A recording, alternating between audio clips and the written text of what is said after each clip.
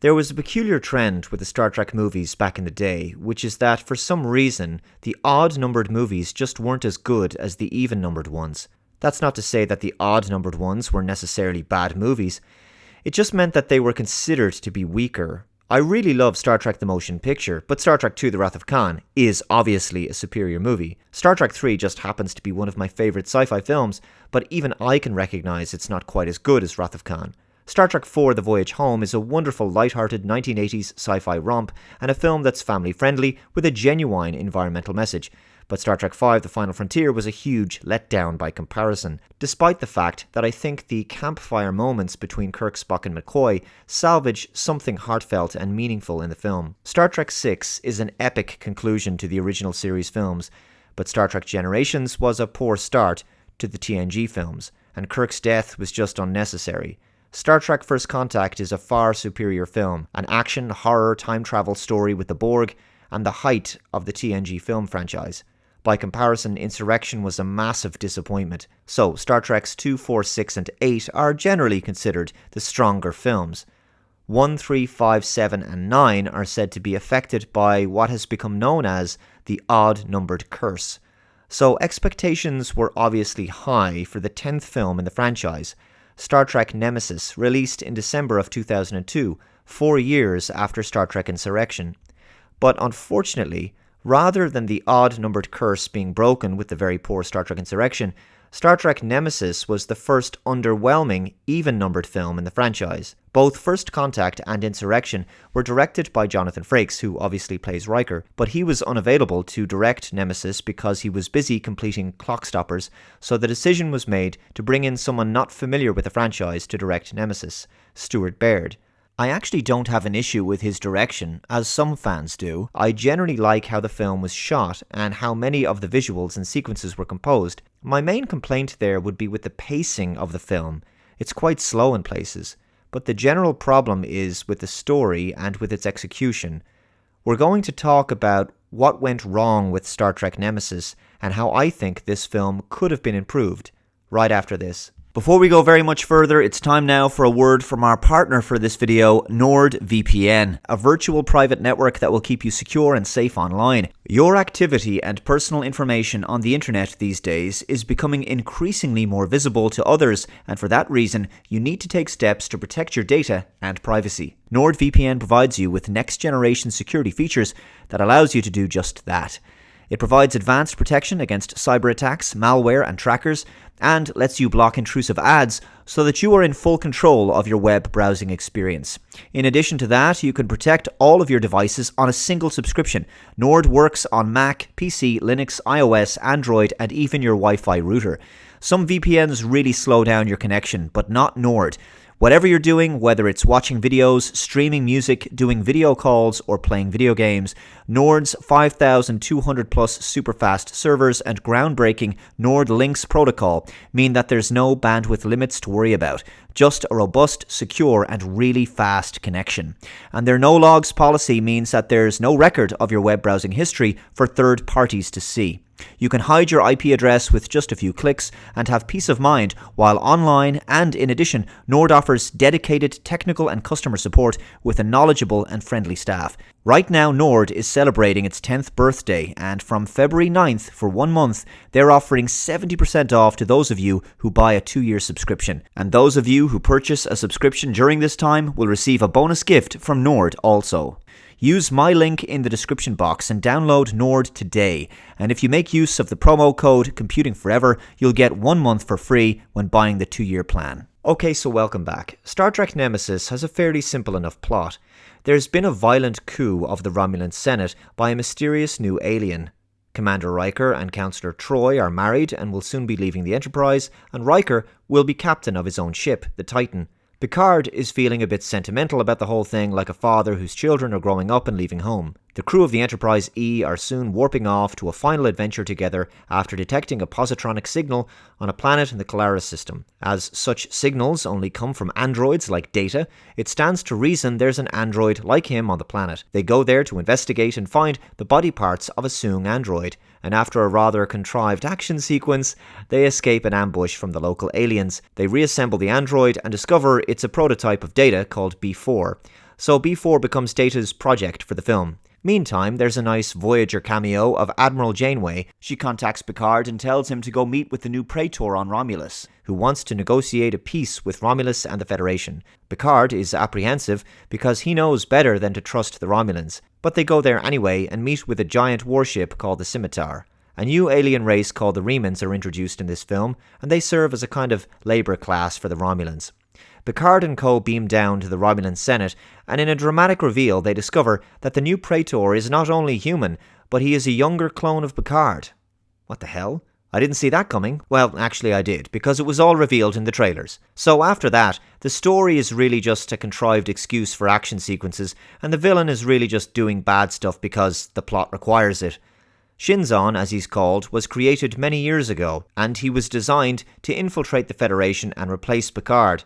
But when a new government came to power on Romulus, this infiltration project was abandoned, so the young clone was sent to live and work as a slave on the dark side of the planet Remus. But while he was there, he was protected by the man who would become his viceroy. He eventually became this great military leader, and somehow, without being noticed, they assembled the Scimitar on the planet and used it to help stage their coup against the Romulan fleet. That part really requires a great deal of suspension of disbelief, to be honest. Meantime, Data tries to help B4 develop by doing a full memory download into his brain. Boy, I wonder if that will foreshadow something later in the film. So for no real reason, Shinzon despises the fact that Picard exists. While he's still alive, he feels like a shadow and an echo. He doesn't know his place in the universe. All the while, Shinzon is telepathically sexually assaulting Troi. So Shinzon captures Picard and plans to extract all of his blood because Shinzon needs a complete transfusion in order to live, and only Picard's DNA can save him. Shinzon is dying. Shinzon also wants the location of all the major Federation defenses across the quadrant. But as you probably predicted, there's a bit in the film where B4 and Data do a switcheroo, and Data helps Picard escape in a small shuttlecraft as they bash and crash their way through the Scimitar and then fly out through a window. Geordi and Crusher discover that Shinzon has a super secret all-powerful weapon on board the Scimitar that he plans to use to wipe out all life on Earth for no apparent reason. It's called Thaleron radiation. So, uninspiring and derivative story short, there's a battle in a nebula between the Enterprise and the Scimitar, although the Enterprise is helped by two rogue Romulan vessels, and it's probably the best bit in the film. It also takes up much of the final act. A Reman invasion force boards the Enterprise, Riker has some fisticuffs with the Viceroy, who he kills, and makes him fall down a massive turbolift shaft, despite the fact that they are apparently already on the bottom deck of the ship. Deck 29, which by itself is already an inaccuracy considering there's only 24 decks on the Enterprise E. How big is this ship? There are 24 decks. Yeah, whatever. The Scimitar has a near-perfect cloaking device which it can fire through, but by using some telepathic tricks, Troi helps them locate the Scimitar, and then later, Picard tells her to crash the Enterprise into the front of the vessel, which does seem kind of fitting, considering she was at the helm when the Enterprise D was pushed into the gravity field of Viridian 3 and crashed on the planet in Star Trek Generations. I guess Troi just seems to have a knack for crashing ships into stuff. Picard beams over to the Scimitar to try to shut off the Thaleron weapon, but then the transporter goes offline, so to get to the Scimitar and save Picard, Data jumps out into space and boards the Scimitar that way. Picard kills Shinzon, and Data saves Picard by using a site-to-site transporter, something Picard really should have brought with him before he left. That could have saved Data's life, you know, because it wouldn't have been necessary for Data to come over from the Enterprise. Anyway, Data sacrifices himself, and the Scimitar blows up. The crew mourns Data's passing, Riker leaves the Enterprise, B4 seems to have some of Data's memories after all, kind of like Spock transferring his Katra into Bones at the end of Star Trek II, you see, and Picard goes back to work overseeing the repairs to the Enterprise. The end. Nemesis is quite derivative of other Star Trek stories, most notably aspects of Star Trek II The Wrath of Khan. It was criticised for being an inferior Wrath of Khan, which seems almost poetically fitting because the very basis of the story in Nemesis is built around clones and mirror images that aren't as good as the original. Though, unlike Spock's death, Data's death is very sudden, unsatisfying, and a big disservice to the character, almost like it was just thrown in there for shock value as opposed to anything more meaningful. His overall story arc in the film and his relationship with B4 is, however, the best part of the film in my view, stronger even than the main plot between Picard and Shinzon. In Stellar Cartography, Data reaches an important epiphany and realizes that what it means to be human is the desire to better one's self. Shinzon and B4 seem incapable of doing so. B4 cannot exceed the limitations of his programming, and Shinzon cannot become a man like Picard. Picard wonders if he had lived Shinzon's life, would he be doing exactly what he's doing? Circumstances have made Shinzon who he is. It's the age-old question of nature versus nurture, but even now Shinzon still has the capacity to change, to grow, and to make different choices, but he seems developmentally stunted and unable to do so, no matter how hard Picard tries to persuade him. So this was a decent philosophical aspect of the film, but unfortunately it's just not developed sufficiently. Shinzon may be Picard's clone and raised by an enemy alien race of the Federation, but there's still very little justification for him to go to war against the Federation or want to destroy Earth. It's very arbitrary and clearly just fairly standard bad guy supervillain stuff. Shinzon is played by a young Tom Hardy, who was a relative newcomer at the time. I think he does a decent job, but I just don't really think he looks enough like Patrick Stewart to make him a believable clone. As for Picard's arc in the film, it might have really deepened his relationship with Shinzon if we'd seen some flashbacks to Picard's reckless youth in the Academy. This younger Picard would be played by Tom Hardy, of course. It would have been a really good contrast between Shinzon and young Picard. We could have witnessed his development to the Picard we know. We would have seen him grow. This would have also given the film some visual variety because, by and large, the film feels very episodic and a bit claustrophobic. Nemesis has only one brief location scene on Colaris 3, which is a desert planet, but I think the film really needed some more interesting locations, just to broaden the visual palette.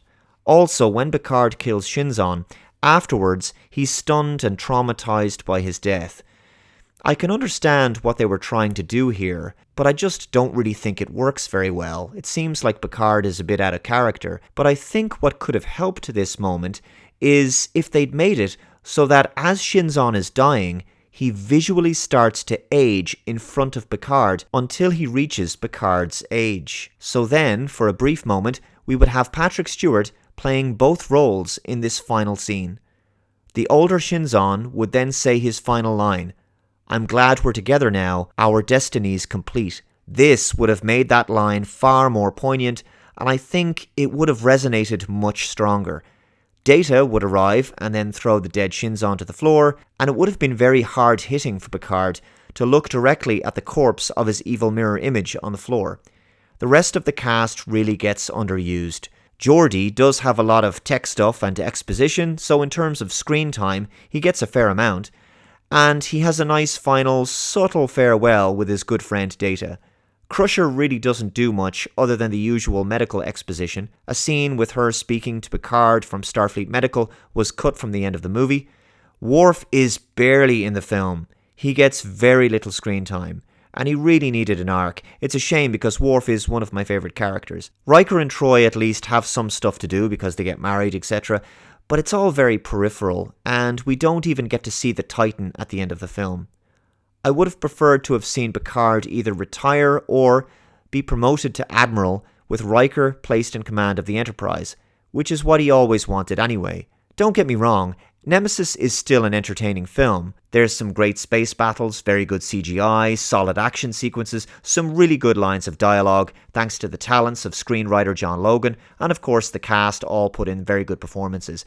It's also a commendable attempt at making a serious film, as opposed to the light-hearted and goofy Insurrection, but Nemesis is just not original enough, or strong enough, to serve as a good send-off for the next generation cast. There's too much focus on action set pieces and too little time spent fleshing out the story and character moments. I still maintain it's better than Insurrection, mind you, but only just. Let me know your thoughts on Star Trek Nemesis in the comments below, and I'll see you next time. Bye bye.